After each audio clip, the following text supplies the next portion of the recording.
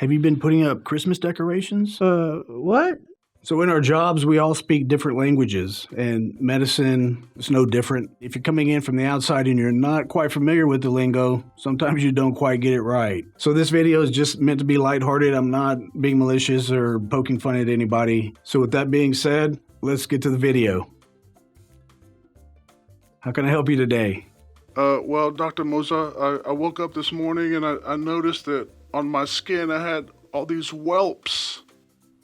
Come again? I had all these whelps. Did you recently buy some puppies? No. So this is one that I hear quite a bit. He's saying that he's got whelps on his skin. Obviously, we know he means welts with a T. And in one particular case, I remember when I actually heard this, and I knew this guy pretty well, I'm like, so you had dogs. You know what whelps are, right? Whelps are dogs, buddy. Whelps are little puppies. Good to see you again. How can I help you? Well, I recently had a screening colonoscopy. So what did they find? Well, they said that they found 2 pallets in my colon. They found what? 2 pallets. Wait, you don't paint, do you? So this is another one that I've heard a couple times over the years. They found a pallet. A pallet. Sounds like a pallet, but it's a polyp.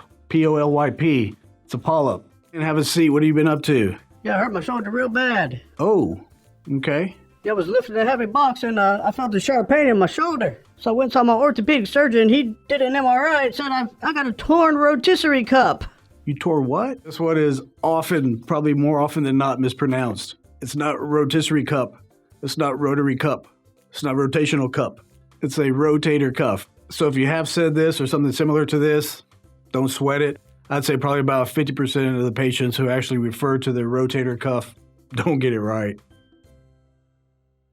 Why are so many people tearing the rotator cuffs? And why is it even called a rotator cuff? So as you can see right here, the rotator cuff, it's made up of 4 different muscles. And the function of the rotator cuff is to stabilize the shoulder joint. So it's going to allow you to do all these different shoulder movements that we do every day. Now, specifically, the muscles of the rotator cuff allows you to abduct or to move your arm outward. It also allows for internal rotation and external rotation, hence the term rotator cuff. So there are 2 different types of rotator cuff injuries. One is going to be this progressive wear and tear type, repetitive type injury. We see this quite a bit in people who have jobs that require this overhead repetitive type motion, like house painters and carpenters. And the second type of rotator cuff is this acute traumatic episode, kind of like you see in this video here.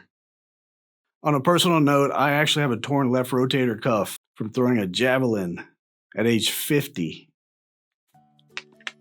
Come on in, have a seat. How can I help you today? What's going on? Hi, Dr. Mosa. Well, I'm worried about my husband. He's actually one of your patients. I think he's got Dementia. He's got what? I think he's got Dementia. He's got Dementia. And I'm also worried about old-timers. And we're worried about old-timers? So here's another one that a lot of people also get wrong. It's dementia. Also, Alzheimer's. It's not old-timers. Close, though. Come on in, have a seat. How are you doing today? Just want to let you know that I went to the ER the other day. They checked my labs, and they said that my electric lights were all messed up. Your what? My electric lights. Have you been putting up Christmas decorations? What? So as you might guess, it's not his electric lights, it's his electrolytes. So like it's sodium, potassium, calcium, things like that. They were out of whack. Come on in. How can I help you today? Oh, hi, Dr. Hermosa. Well, I was having some nausea and vomiting, so I went to the emergency room and they checked labs and they said that my bun was elevated. Your bun is elevated? Yeah, they said my bun was elevated. Well, how much yeast did you use? Huh? Okay, this one is my pet peeve.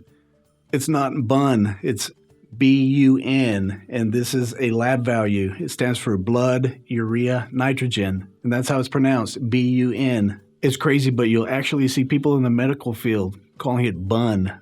Okay, and I'm going to end with a personal one. This is not a medical term, but this is one that's always mispronounced, and that's my last name, Hermosa or Hermosa.